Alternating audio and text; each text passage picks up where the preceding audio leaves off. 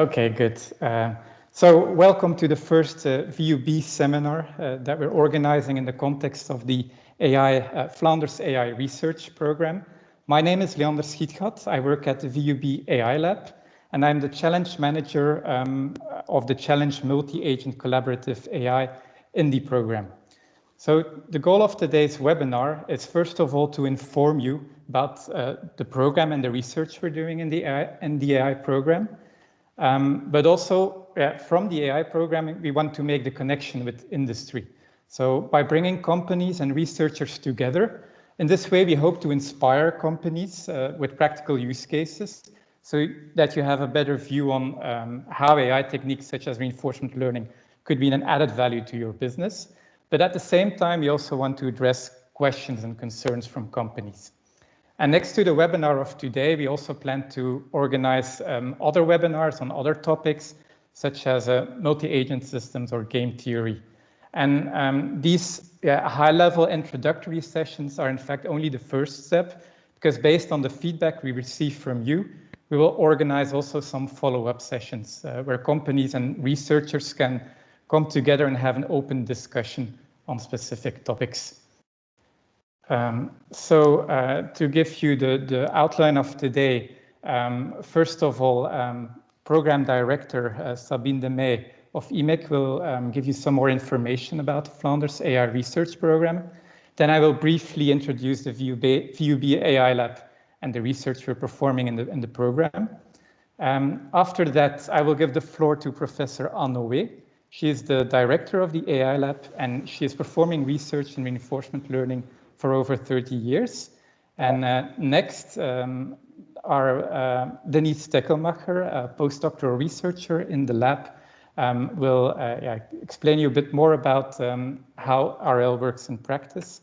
I will conclude with some take-home messages, and that will cover more or less the first hour, and that leaves us still half an hour to go to the Q&A. Good. So in order to make this online webinar a little bit more interactive, we decided to prepare some poll questions. And if everything goes well, you should be able to see the first question on the slides. And on the top, you see where you can browse to. So one of my colleagues will also copy-paste it into the chat so that you can click on it. So let me just open the poll and let's see if this works. So normally you should be able to submit a response. So the first question we have is, in which industry sector are you active? I can imagine that for some companies, multiple answers apply, but we only allowed one possible answer. So please select the answer that is most relevant to your company.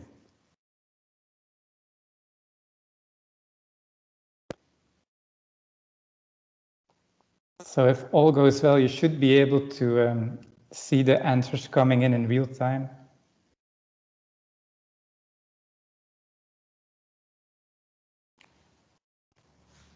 I'll give you a little bit more time to submit answers.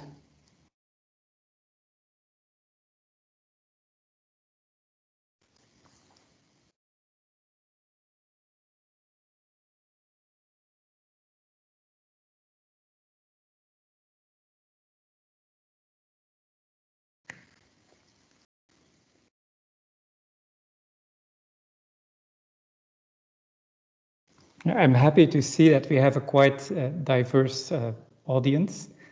That was the goal. Academia is in the lead.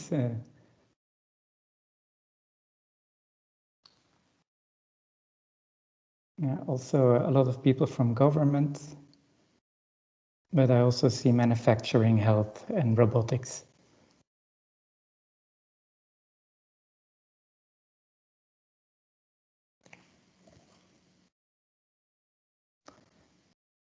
Okay, I will close this poll to immediately go to a follow-up question, which is, did you or your company already implement or integrate an AI solution into your business? So you can just use the same link, and submit answers.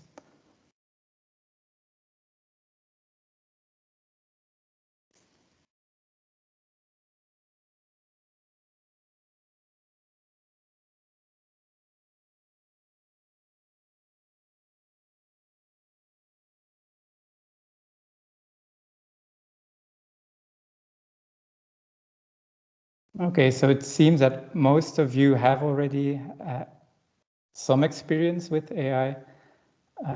Almost half of you, well, the other half doesn't or is planning to do it on the short time on the short term. Yeah, good to know.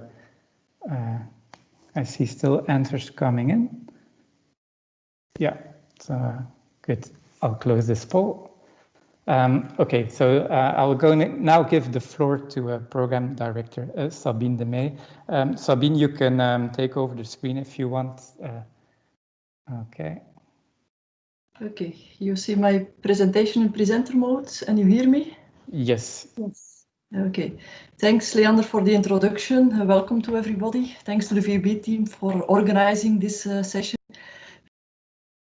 Briefly introduce, the program is about research, but more importantly, or equally important also, how this research will transfer to the industry or to healthcare organizations. So the Flanders AI research program is in fact part of a bigger program, the Flanders AI program, of which the first pillar is the Flanders AI research program that started in July last year.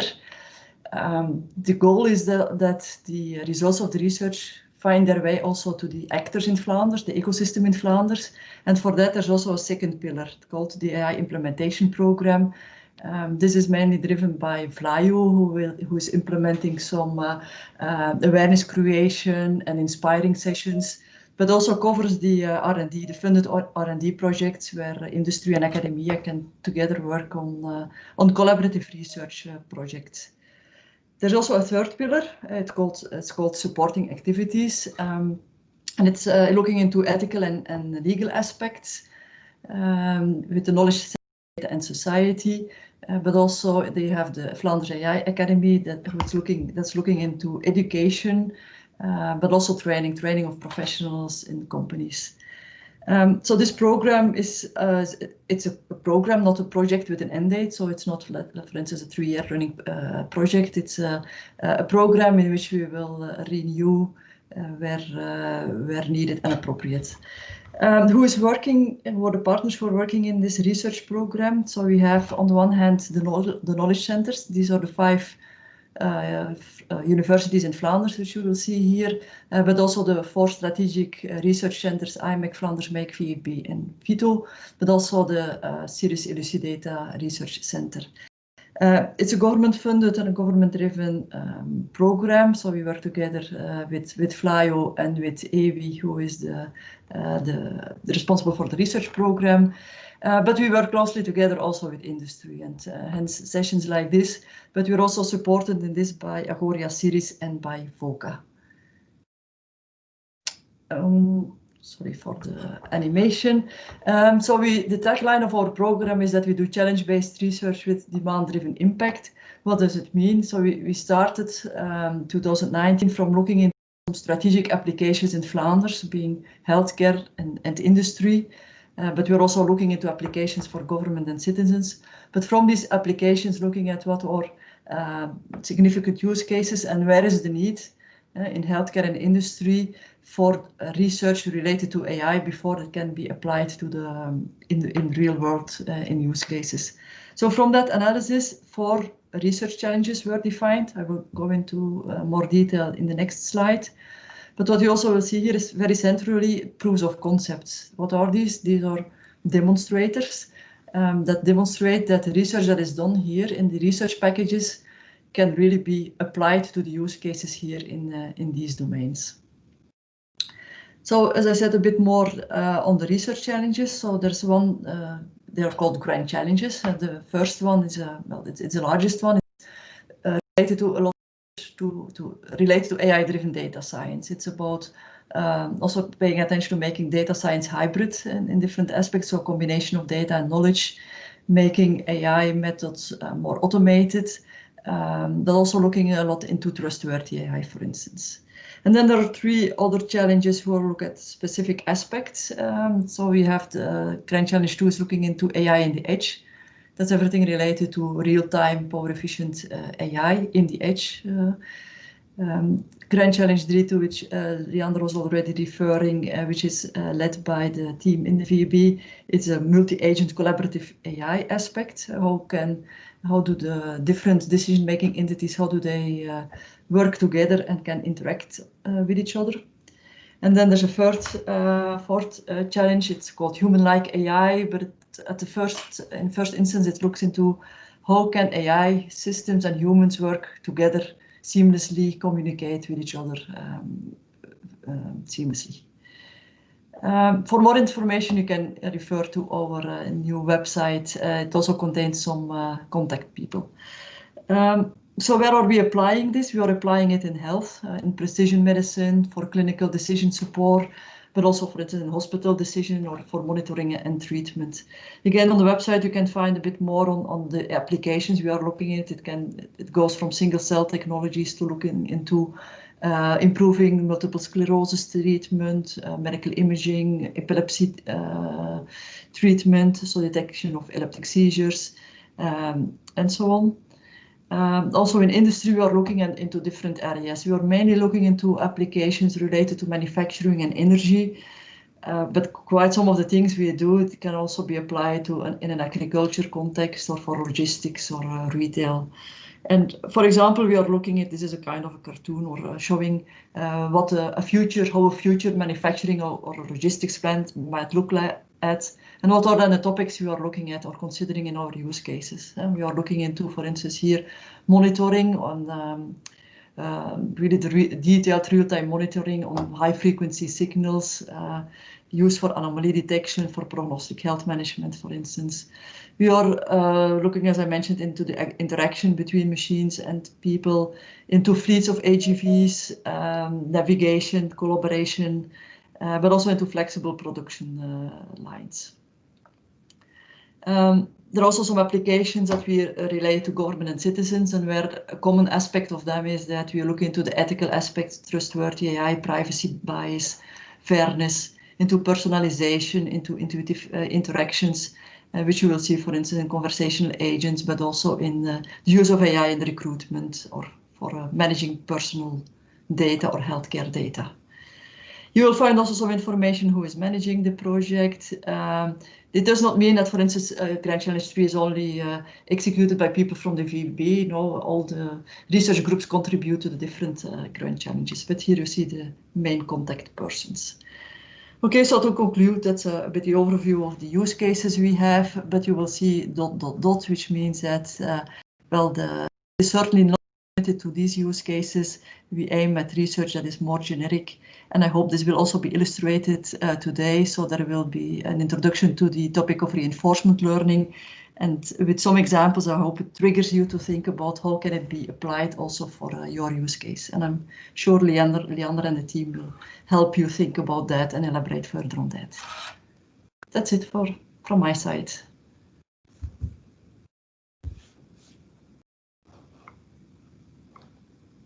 Okay, thank you, Sabine. Let me switch back to my slides. Okay, so why did we choose the topic of today, reinforcement learning? Well, it's actually a paradigm or a set of techniques within machine learning that is very relevant for two of the grand challenges that are present in the AI program. So AI systems, they are not standalone. On the one hand, they act in an environment. So for example, you can see a figure at the right-hand side of a smart grid where multiple AI systems that can control how energy is divided, for example, or distributed in such a smart grid. And in this sense, we call each AI system an agent that is communicating with each other to accomplish a common goal, for example. And not only AI systems can be agents, but also humans can be agents. And in such systems, it's very important. These agents have to collaborate, or they can be even in competition to reach this goal. So this is all what is being handled in Grand Challenge 3, but it's also relevant for Grand Challenge 4 because, as you can imagine, AI systems, they also interact with humans. The scope of Grand Challenge 4 is to make sure this interaction can happen as smoothly as possible. So it's not only about speech recognition and language processing, but it's also about not trying to find out only what somebody is saying, but also what they want to do. And for this, reinforcement learning can also play an important part. So the third grand challenge is led by VUB. The fourth grand challenge by VU Antwerpen, but also a lot of VUB professors are active there. And if you want to learn more about multi-agent systems, we invite you to our next webinar in January, and I will still send you more information about that. To briefly introduce the AI Lab, we were founded in 1983, so we're almost 40 years old. And we were actually the first AI lab on the European mainland. And today we have around 50 researchers working on a lot of different topics and in EU projects, fundamental research projects, but also lately more and more projects in collaboration with industry. And from the beginning, the researchers at the lab, they were quite interdisciplinary. So as AI is a very interdisciplinary science, this is also reflected in the people at the lab. So we do not only have computer scientists and mathematicians and engineers, but we also have linguists, psychologists, philosophers, and even musicologists in the lab.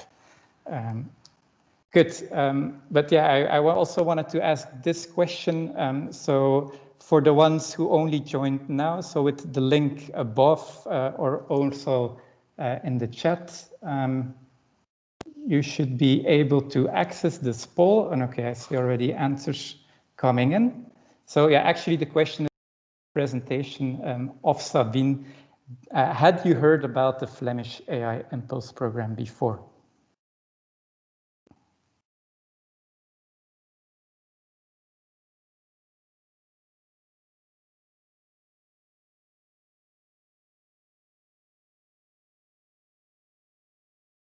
Okay, it seems a majority did not hear about it. So we are working on, so we have already a website online, but we're also working on making a newsletter available and do some more communication. So you will definitely also receive more info about that. I will close the poll again so that we can move on to the interesting parts of this presentation. And I will now give the word to Professor Nowé, head of the AI Lab, to give an introduction on reinforcement learning.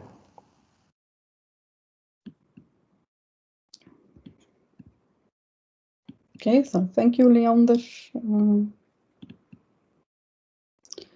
Try to get into full screen, which I don't manage. Okay, now it seems to be loading. Okay. So before we start with explaining reinforcement learning, it's maybe interesting to put things a bit in a historical context. If you look at the evolution AI, we always had different movements. We could also call them paradigms. And in the beginning of AI, the symbolic paradigm was like a dominant one. And symbolic paradigm basically means that we are modeling knowledge very explicitly. So just think about expressing knowledge as logic, and it can be different types of logic. And the standard example of a symbolic approach is an expert system, where we have an expert and a knowledge engineer that captures the knowledge of this expert in what we call a knowledge base. And then there could be automatically inference happening so that a non-expert user can interact with this expert system and get responses on different questions this user might have. Next to this symbolic approach, we also talk about the sub-symbolic approach, and here the class book example or neural networks. And what you can see from the picture is that it took a while for these symbolic approaches to gain more importance in AI. And this is because in the beginning, they were just thinking about this simple neurons. And to actually do useful things with neurons, you have to put them in a network like you see here. And then, of course, you need to know how to actually train the network. But and that took a while. But then at some point, so the late 70s, this paradigm really took off and was in competition with the symbolic paradigm. And I'm talking here about competition because indeed, you really have to think that these two communities were like competing to each other and having big discussions. So there's famous discussions that happened at top AI conferences. And almost literally, while these two communities were discussing and competing, a third one occurred, and that's the statistical approach. And here the standard example or support vector machine. So here that we really have models that are being built from data. There is some domain knowledge included, but it's definitely not as, let's say, transparent as what we have, for example, in these expert systems. Reinforcement learning would mainly be considered to be a subsymbolic approach, but it can as well work on symbolic representations, and it can also benefit from statistical approaches and that are learning new representations, for example. So reinforcement learning cannot be put, let's say, in one of these paradigms, so it connects to the different paradigms, and that makes it also very exciting. It is considered to be a machine learning approach, and maybe also good to know is that, well, of course, these neural networks are trained from data, and the statistical approaches are also using data, but in expert systems, people realized quite fast that it is not so easy to extract knowledge from an expert. So they also had what is called second generation expert systems, where these knowledge bases were partially learned from data. And this brings me to machine learning. So if we talk about machine learning, we typically make the distinctions between three main approaches. So the first one is the supervised one. So think about, we present to our learning algorithm labeled data. So for example, we say, this is a cat. We present another picture and we say, this is a dog. And we present many more of these pictures that are labeled. So we tell the system, this is a cat, this is a dog. And at some moment in time, when the machine learning algorithm received enough data, we can present it an unlabeled picture and we can get the right answer here. That would be a cat.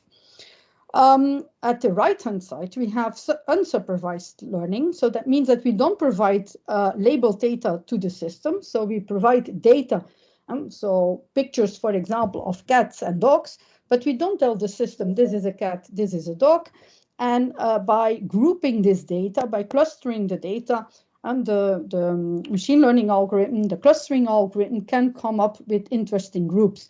So in our example, there would be the cats would be clustered together, the dogs would be clustered together, and the mice would, for example, also be clustered together. And then we can give meaning to these clusters. And we can say, as humans, these are representing cats, dogs, and mice. Reinforcement learning is a bit of a different approach. We don't give labeled data to the system. It's also not fully unsupervised. But what we give to the system is feedback, or we give it an evaluation on how good it is doing. And my favorite example is how children actually learn to ride a bike. If a child learns to ride a bike, nobody can explain to a child how exactly to do it. You cannot give a manual to a child and say, if you read this manual and understand the manual, then you jump on the bike and you will be able to ride a bike. We can also not explain the child the laws of physics and then hope it can build a kind of model to ride a bike. It just has to try to ride this bike and learn from experience. Sometimes it will fall down, but gradually it will become better in riding this bike. What we can do as an adult is run behind the child so that we don't make it fall too heavily, so the punishment is not that bad. But that's the only thing we can do. We just say the goal is, the objective is to be able to ride the bike. Another important aspect is that we have to be able to deal with long-term rewards, because a child can do a bit of a stupid movement, but not fall down.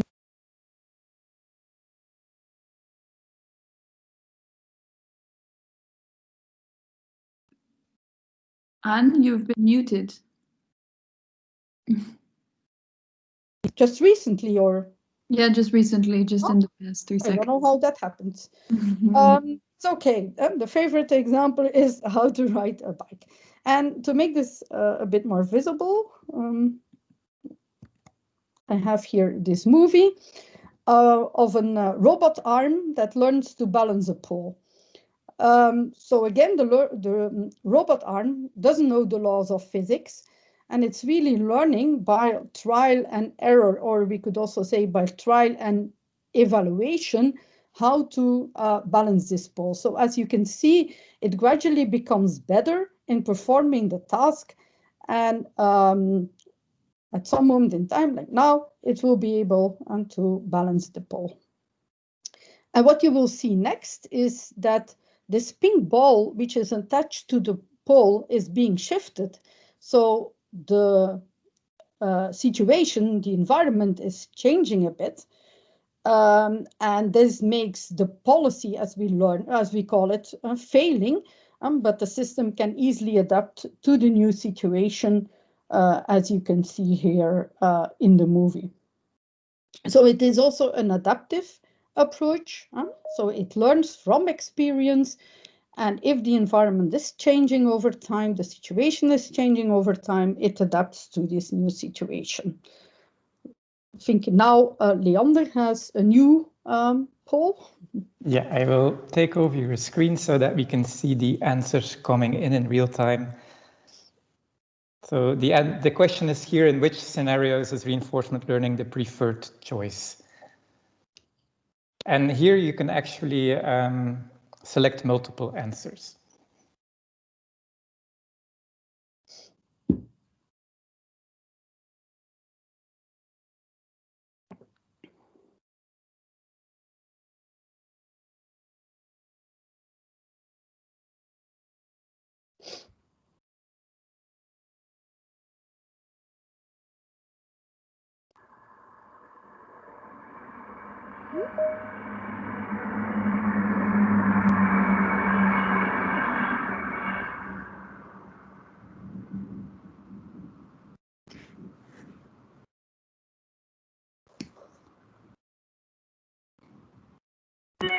So Anna, I will let you comment on the results.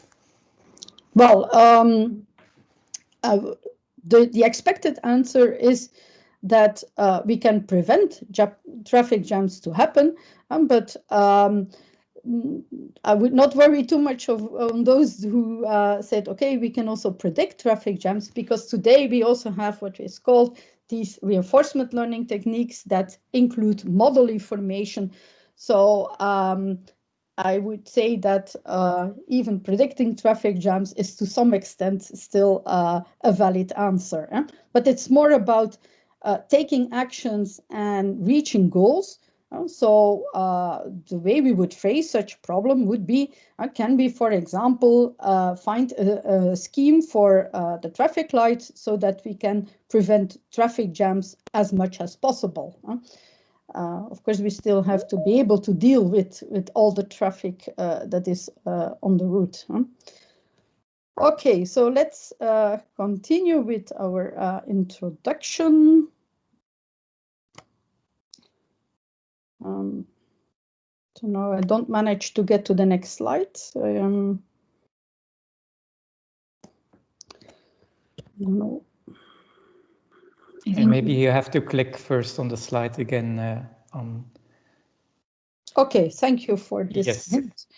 So I have to learn through reinforcement learning how to handle this presentation, I'm afraid. Okay, so when did RL started, or what are the major milestones? An important milestone, to my opinion, in reinforcement learning was when Q-learning was presented by Chris Watkins, so late 80s. But that was not the first reinforcement learning approach, and there was also another approach proposed by Bartow and Sutton, which we call actor-critic. So I'm briefly going to explain these two major approaches because they have other principles.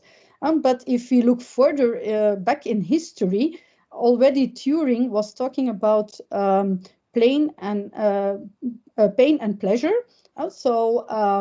Which was an idea very similar to what we do today in reinforcement learning. However, he never built a computer or an actual algorithm, and that could be considered to be reinforcement learning. But the first real, let's say, working example also in hardware was by Minsky in 54. So let's say the history of reinforcement learning goes back to the 50s.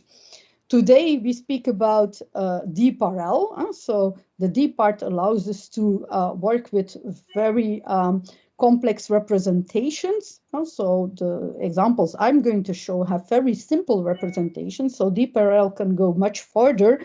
But we should also not forget that there's a whole area of research on RL with function approximations, and that can also do very nice things. So we not necessarily always have to use the deep RL approaches.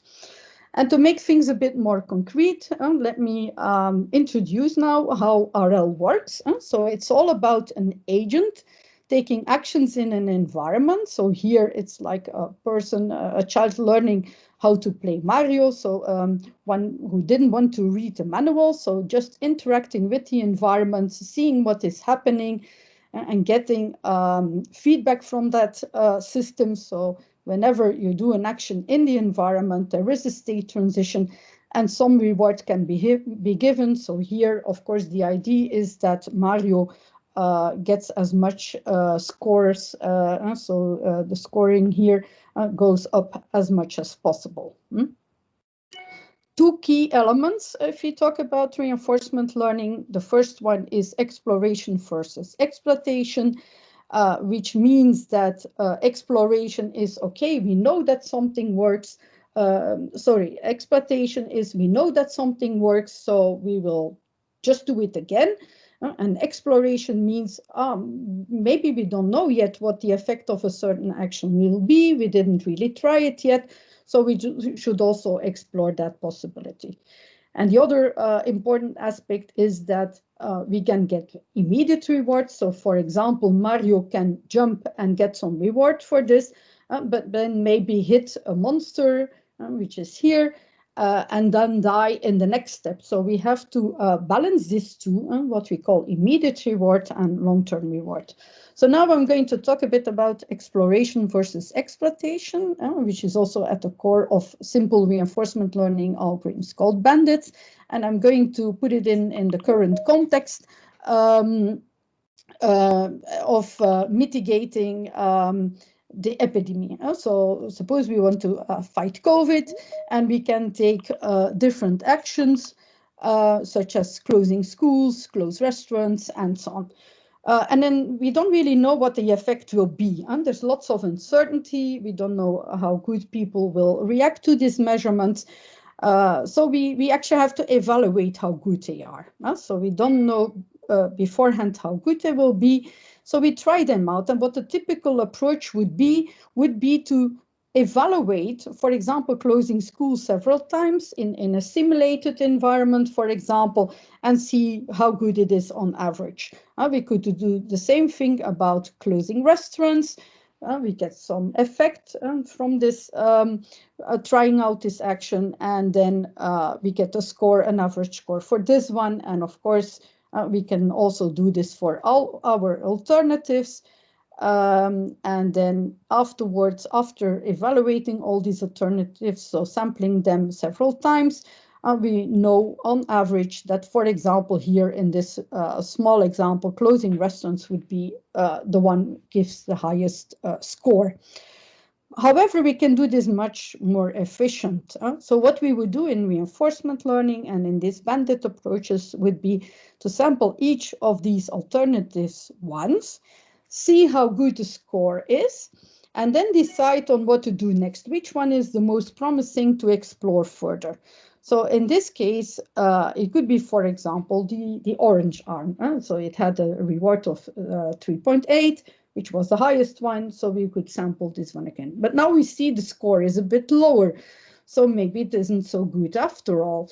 So maybe we have to try something else. So for example, the blue one wasn't that bad, and so we try it as well. And then maybe the purple one. And this is how it continues. So these exploration algorithms tell us what is the best strategy to find out the best of these alternatives with the least number of trials, for example. We can have different scenarios, but here you see that we sampled much less. So originally in the first slide, I had 42 evaluations. Here I only have 18 to figure out that the green one, closing a restaurant, would be the best alternative. So how you balance this exploration and exploitation confronted with uncertainty is at the core of reinforcement learning algorithms. We also have to be able to deal with immediate reward as well as long-term reward. So I'll try to explain this in a very small setting. So we have a state, we apply an action, it brings us to a next state, and we get some reward for this. So going back to our previous example, that could be the current state of the epidemic. An action could be a full lockdown, and that would bring us to a new state of the epidemic. How good is that action? Well, we have to look at the immediate reward. So how good is the next state that we reached? And for example, also taking into account the impact, the economical impact. But then we also have to think, how to continue, because then it's not finished yet. We have to be able to continue. So we would also look in what are the next options in that next state. What can we do then? And to make it more formal, so what we do in these algorithms is we want to know how good is it to apply a certain action in a certain state. So Q stands for quality. So what is the quality of applying that action in that state? And we will also do this for our actions to continue in the next state. And then to update this and to make a good estimate of this value here, we take into account the immediate reward and the best option on how to continue in the future. So we call this bootstrapping, this combination of immediate reward and long-term reward. I'm not going to actually give you the equations, but you probably get the idea of these techniques. And I'm going to show you a little animation. So what you see at the left-hand side is a very basic Q-learning algorithm. So we have here our agent, and our agent has to learn to reach the goal, which is here. So in the beginning, the agent doesn't know anything about the environment, so it has no map. We, of course, we look at the environment and we see where the goal is, but the agent has no map. It's like in a maze, so it doesn't know where to go. And you see at the left-hand side, gradually it learns how to reach that goal. And the numbers that are being updated here are the skew values, and the arrows you see are the action it thinks is the best one according to its current information. It learns very slowly. So I'm going to stop this one, and we're going to look at the right-hand side to a more efficient algorithm, where here the samples, the experiences that are being collected are used much more efficiently. So whenever the agent gets a reward, you see that the information is propagated along the path it has followed. So all the actions and states that were contributing to reaching the goal or also getting information. And so therefore, this algorithm learns much faster. But it still uses the same ID. So what you have been seeing on the previous slide is what we call Q-learning and some variants. It is a value-based approach. So it means that for each state, we have actions and we want to know how good the actions are. So we're learning these values. And once we know the values, afterwards, after learning, when we have updated these values sufficiently, we can look at which one is the best one, and that would become the action we take in that state. So the action which is part of the policy. There's also this actor-critic methods. They follow a bit a different approach. So here I have again states. In each of these states, we have actions. And the idea of an actor-critic method is that this actor, this current policy, needs to be improved. So it will locally propose a new action. Then there is another component, which we call the critic, that looks at this alternative, sees how good it is, and if it's indeed a good idea to switch that action to this new proposed action, that will happen, and our policy will be locally changed, locally improved. So here we have two blocks. So we have the policy on the one hand, which is explicitly represented by these arrows, and then our critic. Let me now move to some examples of reinforcement learning. And one, of course, of the most well-known examples of reinforcement learning is AlphaGo. Why was this in the news so much? Well, because Go is an ancient Chinese chessboard game, and it's very complex. It has an enormous number of possible configurations, and it was never, well, people thought it would never be possible to make a computer or an AI solution to play this game. But because of the nice properties of exploration and exploitation of reinforcement learning, and that reinforcement learning here contributed to make an AI that could actually beat the world champion. What is maybe also nice to mention is that the AI solution through reinforcement learning also came up with surprising moves. And this is because the only, oops, what happened here?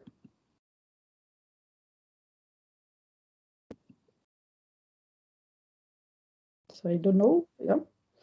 The only thing we say to the RL is win the game, and it can use all the freedom to actually find a strategy to win the game. A much older example here is... can you share your screen again, please? We lost the image. Sorry. Can you see it now? Yes. Okay. An older example, already from '93, was the use of reinforcement learning to learn the attitude control of the space shuttle. So here, of course, they did this in simulation, but because of the non-linearity of the problem, it was hard to do it with classical control. So the RL could do this much better. So an attitude control means the learning the angle the space shuttle had to take when returning back to Earth and when it was entering the atmosphere. Another example of reinforcement learning was also by DeepMind, where they used reinforcement learning to find a better way of cooling their data center.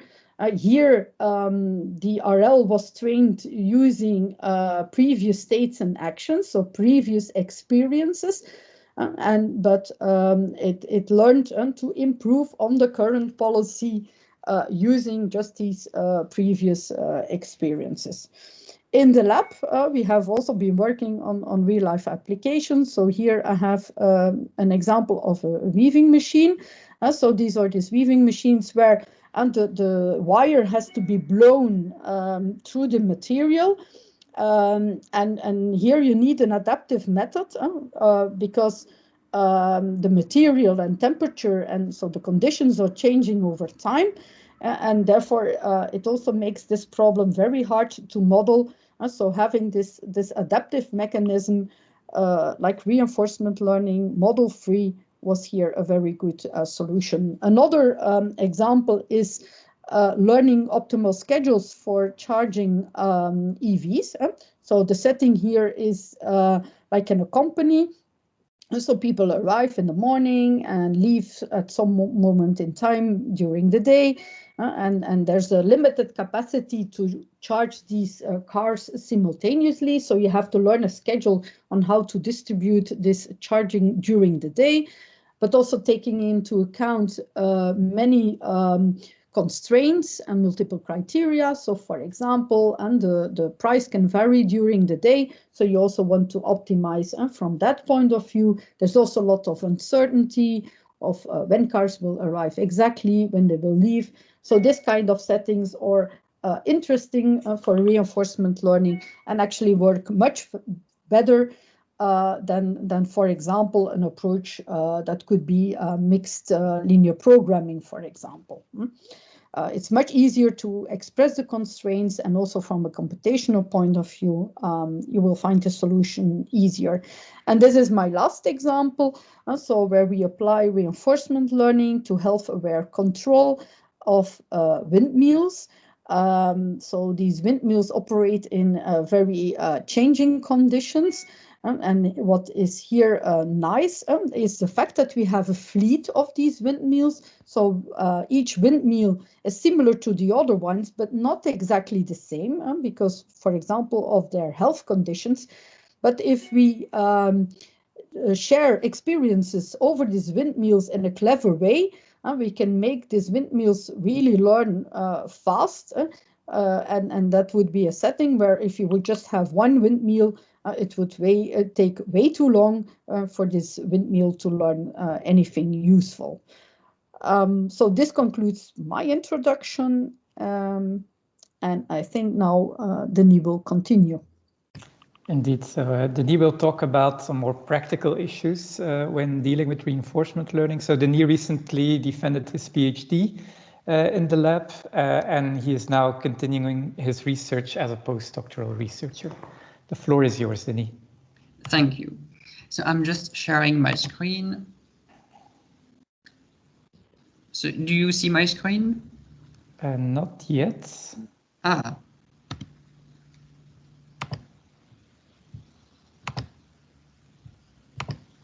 It's coming. Perfect. Yeah. Yes, we can see it. So I will now briefly present what are the challenges and the solutions that exist for those challenges when we take the theoretical description of reinforcement learning and try to apply it to the real world. So as a running example, I will talk about a motorized wheelchair that we have in the lab and that we wanted to be able to autonomously navigate in a room to, for instance, bring its user to different locations. Even though I'm using a motorized wheelchair as an example, which translates easily to industrial machines and robotic applications, reinforcement learning can also be applied for any task on which there are actions that have to be executed. So for instance, it can be websites that suggest products or display ads.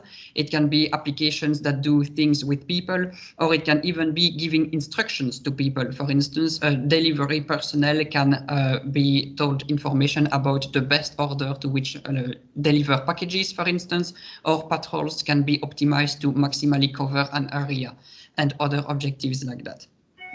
So whenever we want to deploy reinforcement learning in the field, we have to go back to the reinforcement learning setting, that is an agent that learns in an environment.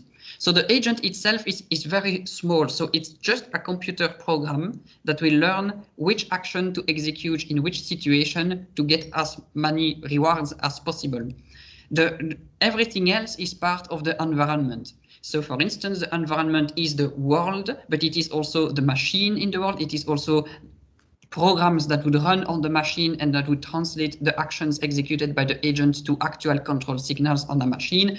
It can be like for website developers, it can be like JavaScript snippets that ensure that things get displayed to the users. And for a quick example of how much is in the environment, in the lab we also have a tiny robot with a camera that also learns to navigate in a room.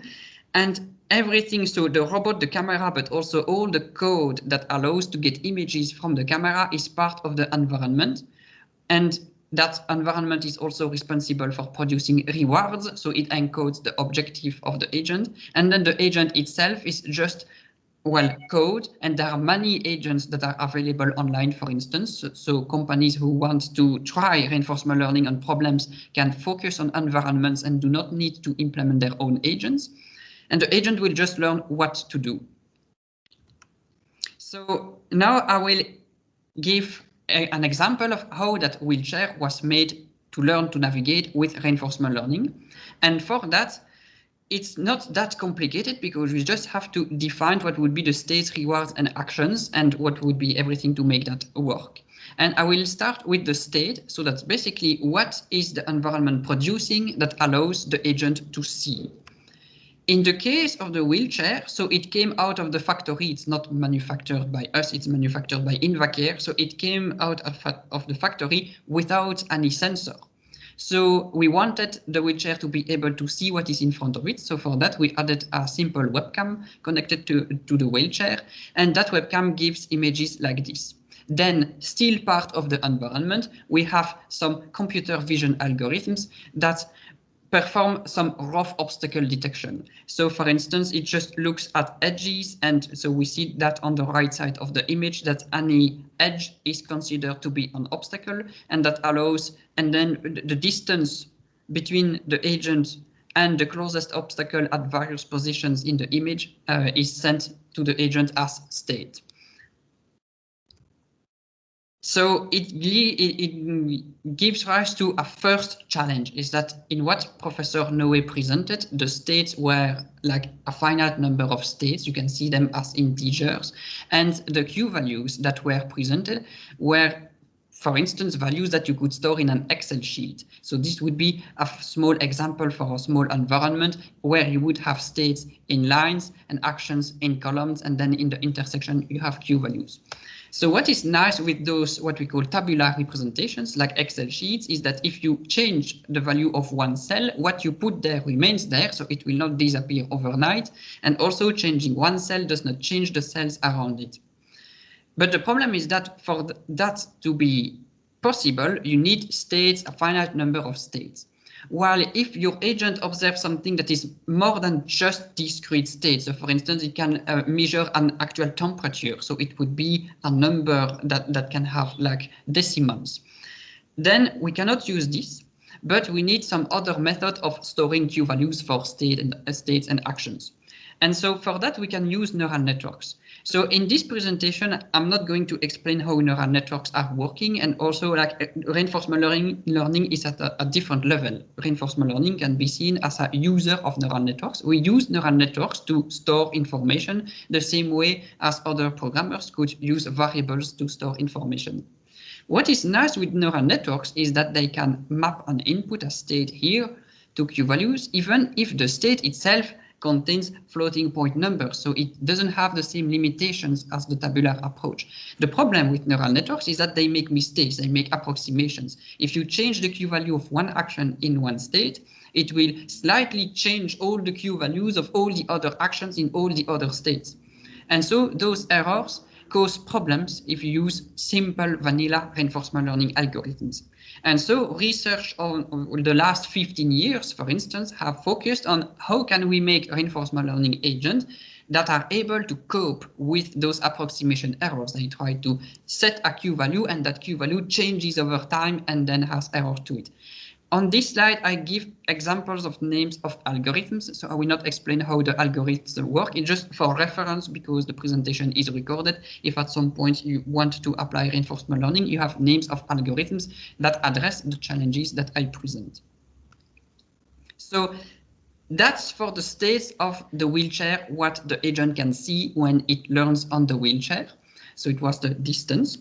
Now we can move on to the actions. So what is the agent able to perform, and what will those actions have as effects on the real world?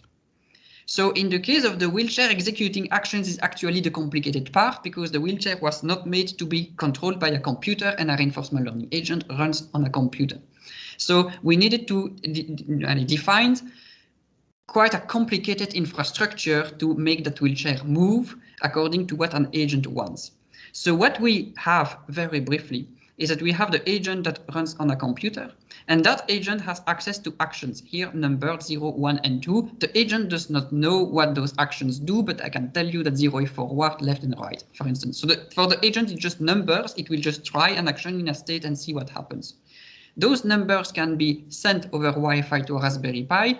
The Raspberry Pi will slightly process those numbers and will change them to positions of the joystick of the wheelchair, send them to an Arduino. The Arduino itself is able to produce voltages on electrical wires, and so it will do that and change those joystick positions to voltages on the wires, and those actual voltages that are really injected in the wheelchair. So at some point, the action taken by the agent will lead to actual voltages being injected in the wheelchair, and that will trick the wheelchair to think that its physical joystick has been moved, and that will allow the wheelchair to move. But it is a wheelchair. And wheelchairs, like many real-world applications of reinforcement learning, usually they are expensive and they're risky, and we don't want to damage goods or do harm to people. So for that, we can either train in a simulator, but it's not always available. If we have to really let the agent experiment in the real world, we can fortunately use what we call backup policies. So the idea of backup policies is that there is an additional software component that runs in parallel with the agent, and that additional component constantly monitors the state, so in this case, what is in front of the wheelchair, and then will identify, well, dangerous states, and in that case will forcibly take control away from the agent. So the agent cannot execute actions anymore. The backup policy takes control, in this case, of the wheelchair and will move it away from the obstacle. So in this case, I have a simple representation that if there is an obstacle that is too close to the wheelchair in one of those areas, the backup policy will stop the agent, move the wheelchair away, and then let the agent continue. And that allows learning to happen without the wheelchair ever hitting obstacles, which is important because the wheelchair is heavy and expensive. So that's for the actions, executing actions, and the backup policy. Now, the last component that we have to define to be able to implement reinforcement learning on a real-world setting is defining the reward. So the reward function, what would be the objective of the agent? And so the reward function is a function that for every state and every action executed by the agent will just provide a number, can be positive, can be negative, can be anything we want, and the agent will try to number as high as possible. It may seem easy, but in this video I have an example. So it is an agent that learns to control a boat in a video game, and it is rewarded whenever it acquires points in the games. And the idea would be for the agent to complete a circuit, so it's a race. But the agent discovers that here those are little boxes that give rewards and that reappear after some time. And so we see that the agent has just learned to constantly re-get the same boxes. And it is a good idea for the agent because it gets that way a higher score than if it completed the circuit. And so that means that sometimes designing a reward function can be more complicated, like expressing that. There is also the example of King Midas in like ancient times, who wanted every object he touches to become gold, and then that happened in the story. And the problem is that then even his food was turning into gold, and so he was not able to eat and died very soon. So in the case of the wheelchair, we use a simple reward function. So the wheelchair has to go here. The idea is that whenever it gets closer, so progressively closer, we give a reward to the wheelchair. But we must not forget that if it turns away and tries to go back to the original position here, then we have to punish it. So the plus 10s would become minus 10s if the arrows go in the other direction. That way, the agent cannot just run in circles around tables to collect plus 10s and not going to the goal. So the reward functions also have an interesting property. That's Professor Nowé shown an example of an agent that has to go to a goal here. And we see that the agent is only rewarded when it reaches the goal. We call that a sparse reward. And that's the case of many tasks. Like you have a goal to reach a target position, an objective where you want to alleviate an epidemic, for instance. And so it's usually very easy to just say, this is the goal, give a reward when you reach the goal and no reward in any other state. The problem is that it makes learning well possible, but slow. And in order to make learning faster, we can use what we call reward shaping. So the idea is that there is a reward that comes out of the environment, but that is not very informative. We can make a shaping function. It's possible to define nice mathematical properties on those shaping functions that ensure that learning will still happen correctly. And then whenever the agent executes an action, we give it as reward the sum of the reward that comes from the environment and the shaping reward. And that way the agent has more informative rewards that is 0 less often.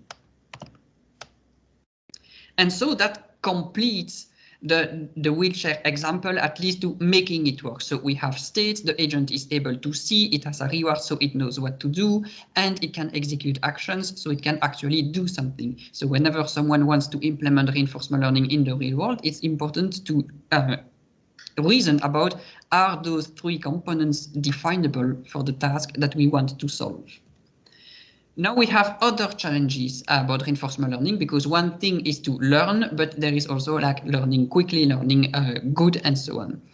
And sample efficiency refers to how quickly the agent will learn, so with how few interactions with the environment it will learn. It is important in real-world applications where actions, it's not just executing some command in a video game, for instance. Actions would be a physical robot that move, would be a trial on medication that would be done. So actions have cost, and we want the agent to learn with the lowest cost as possible. So theoretical contributions to reinforcement learning allow to improve sample efficiency. And at the lab, we have, for instance, developed an algorithm that has a very high sample efficiency.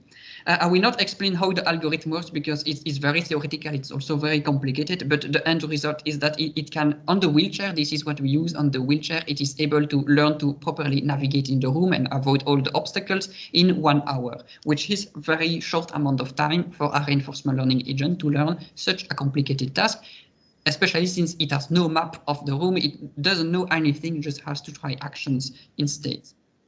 Other solutions to improve sample efficiency are, for instance, transfer learning. The idea is that if your agent learns to go to, well, the kitchen, for instance, and also has to learn to go to the bedroom, maybe there are things in common between those 2 tasks. And once the agent has learned to go to the kitchen, it would be nice for it to be able to reuse part of that knowledge to quickly learn to go to the bedroom.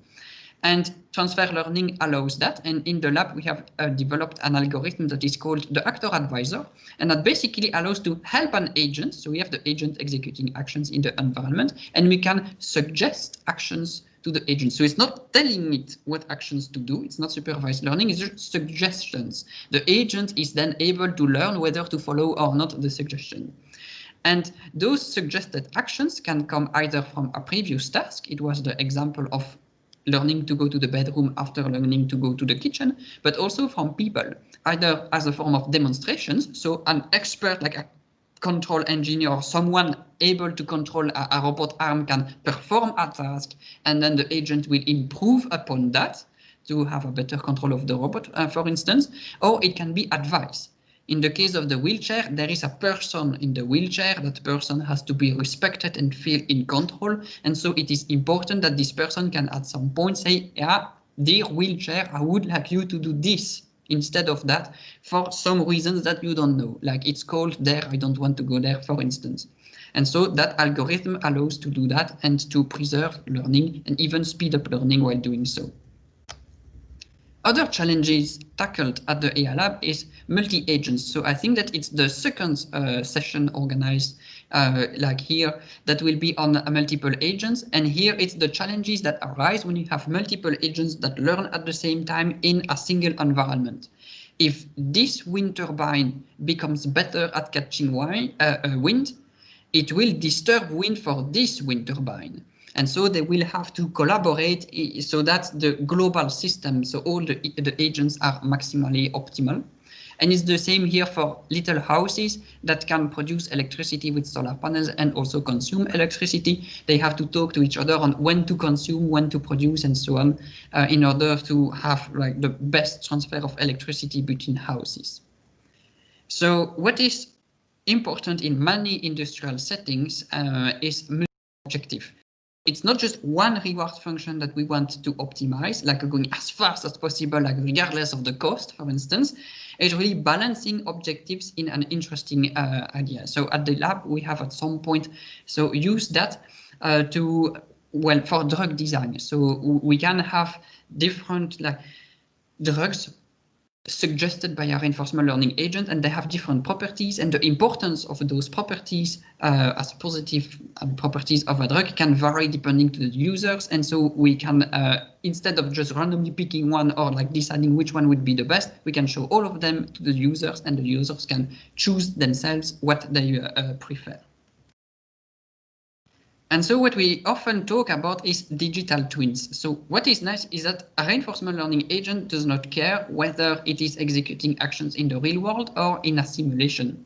So at the VUB, we have some research that leverages that to allow a real world robot to also use experiences generated in a simulator to better learn how to pick and place things, for instance. So basically it learns a better policy and it learns it faster by leveraging the simulator, especially since in a simulator, errors and actions are usually less costly.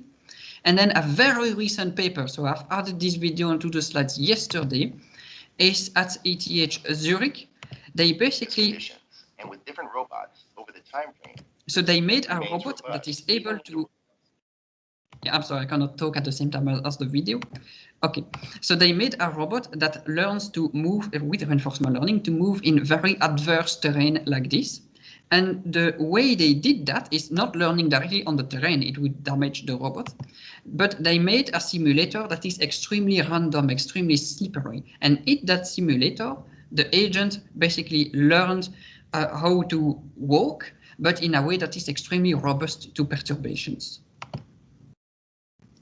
So now there are not only technical challenges in reinforcement learning, but agents that interact with humans also have more philosophical challenges and societal challenges. And so in this example, we have a question of if a reinforcement learning agent had learned how to prevent something like maximize money or something like that, and tells you to do something just like this, would you do it?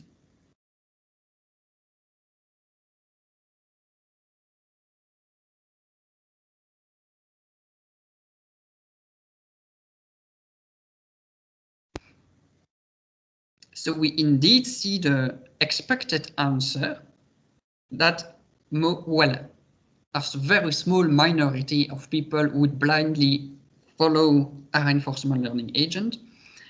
And I would say that everyone is right not to follow instructions from a learning agent, because even if we can provide guarantee that the agent is good, we should still understand what it does. So I will just reshare my screen.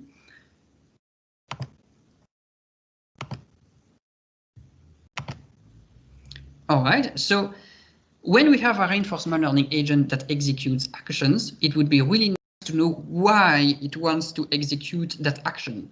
So it's still an open area of research. Even in philosophy and psychology, we need to know what would convince a person that an action is good. And in the lab, what we currently do is that, so we have an example here of Mario, but it works for other things than Mario, is that we have an agent here that controls Mario and can look at different parts of the image. And then some extensions of reinforcement learning algorithms allow to basically tell a user what was the agent looking at when it wanted to take an action. So in this particular example, we have the agent who wants to make Mario go left. And why left? But now if we can see that, it was because those bricks were here, that the agent wanted to go left and to avoid a coin or something like this, or an enemy, then it can provide what we call an explanation for that action. And so it's still ongoing work, and well, many researchers, well, it's quite famous in Europe, so many researchers in many labs in Europe are doing that to produce explanations for AI techniques in general and reinforcement learning in particular.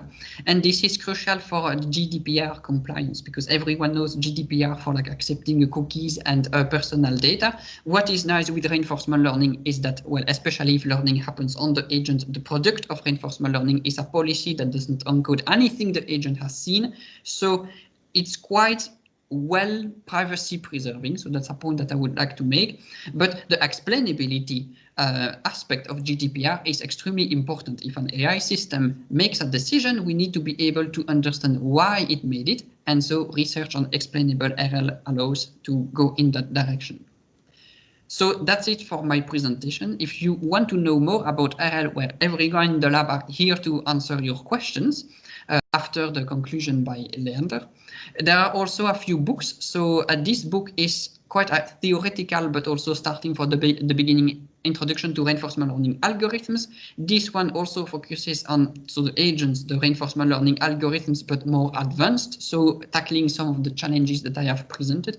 And then I can also present my PhD thesis that is available for free, and that is on making reinforcement learning work in the real world. So it has an introduction to reinforcement learning, it has an introduction to implementing a reinforcement learning agent in the real world, and it uses the wheelchair as an example.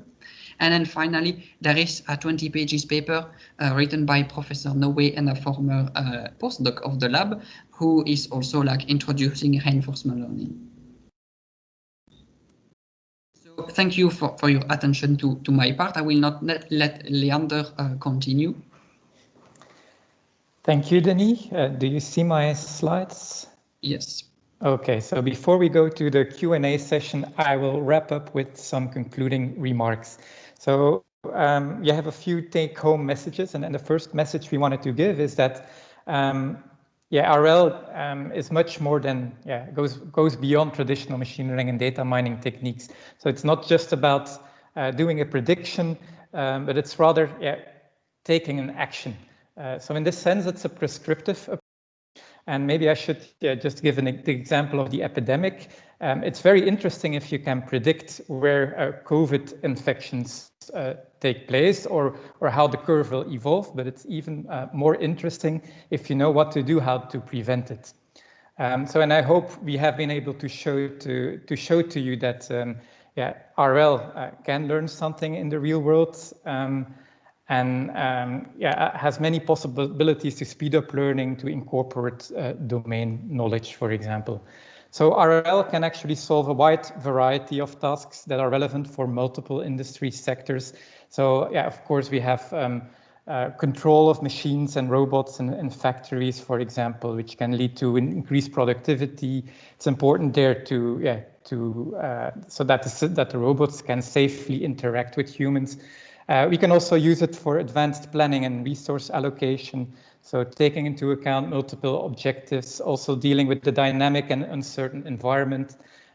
We have also used it in the past to do fraud detection and prevention. So one of the projects we had was, for example, a dynamic authentication mechanism to learn in which situations a certain level of security is needed to grant certain payments, for example. We can also use reinforcement learning for recommender systems to make them aware of the environment and personalize them to the user. We can use it for price setting strategies, for example, in an energy grid. In order to balance energy production and consumption, you actually need mechanisms to incentivize citizens to consume their power at a specific time, for example. As Denis also has mentioned, we can use reinforcement learning to do what-if scenarios. So if you would have a digital twin, you can actually try things out, different scenarios, and see what the outcome is. So we call that actional digital twins. What I also wanted to say, because sometimes when I see presentations about AIs, sometimes I hear the word magic, because AI will solve your problem automatically. And I do want to give the message that although we have already really nice examples in the real world, it also requires expertise. So it's not a magical bullet. You cannot just throw AI at a problem and it will automatically solve everything. No, you need to go through a process. You need to analyze your problem, define how you will interact with the environment, what will be actions and allow transitions, how you will incorporate domain knowledge. For example, also in the epidemics example, you could choose to already take into account models by biostatisticians. And as Denis also said, there's multiple ways of learning in real life. Either you do it through a representative simulator. Also, if you have sufficiently annotated data, you could also learn something through reinforcement learning. And these are basically the first things that we ask to companies when we talk to them, like how much data do you have available in your company? Do you have a simulator that we can use to try things out? What is the thing that you want to, what is your goal? Are there multiple criteria playing a role? So these are all questions we typically ask. And so there are still a lot of current challenges, and these are all topics that we are working on in the lab, and Denis has also touched on these. So a very important topic is taking the human in the loop, because it's the human who will use the AI system and who will even, in some cases, collaborate with the AI system. So it's really important that we can establish, for example, that we are also in par with GDPR regulation, which is not only about privacy, but also that a human has actually the right to know. So if there is an AI system taking important decisions in a factory or in real life scenarios, we actually, it is necessary that we know why certain actions have been chosen. So this explainability and accountability part is an important topic. And also, as Denis said, we are looking at improvements to, for example, speed up learning. When Anne showed the example about the AlphaGo technique developed by Google DeepMind, so it's a huge breakthrough. But what Google never mentions is that actually to build this policy, they needed around 2% of their worldwide server infrastructure. So that's also an important topic that we're working on. So, and now it's actually up to you. So we want to now have feedback from you in the first place through the Q&A session. So if you have specific questions, do you want certain topics or do you want us to organize follow-up sessions on certain topics? Which problems do you have in your company? What do you expect from RL solutions? What is still missing?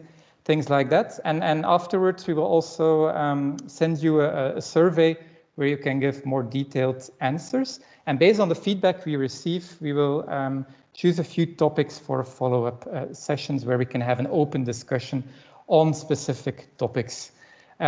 If you would have in the meantime already other questions, or you have a concrete idea that you want to explore a collaboration with. So we like I mentioned, we do R&D projects with companies. We have applied PhD students in collaboration with companies and so on. And if you have if you want to know more, I invite you to have a look at our website and also to have a look at the website of our tech transfer department, which has a nice overview of funding possibilities and has a lot of examples of innovation projects.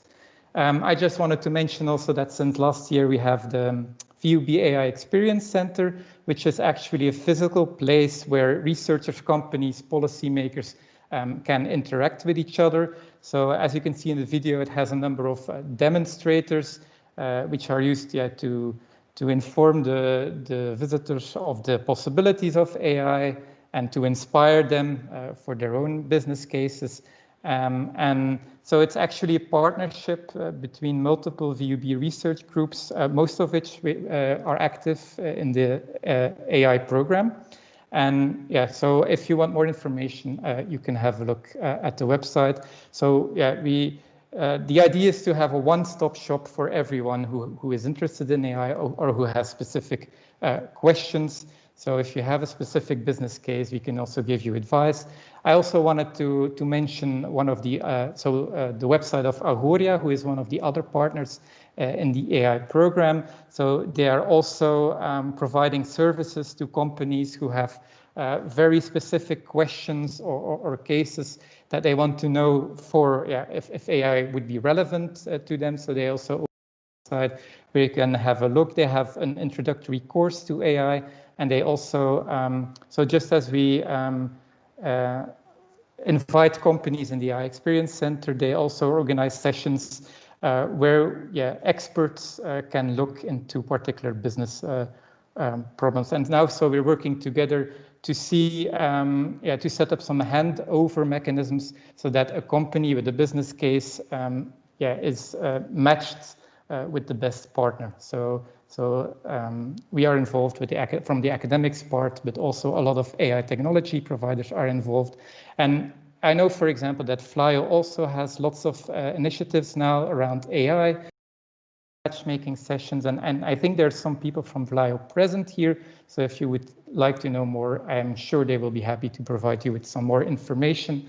So yeah, what we realize is that training is a very important step that comes first. So I just wanted to mention this other course, Elements of AI, which is also a really good course to get to have an introduction. And also from VUB, we started a lifelong learning program. So where we offer also, on the one hand, introductory courses to AI, but also on the other hand, deep dive topics, especially for companies. So, and a part of the AI program or the AI Impulse program, as Sabine mentioned, is also this third pillar, where the idea is to have this Flanders AI company where all the training initiatives will be gathered. So if you have specific questions, do not hesitate to contact us. The slides will be available, but now we should go to the Q&A part. So I thank you very much for your attention. And if you have questions, this is the time.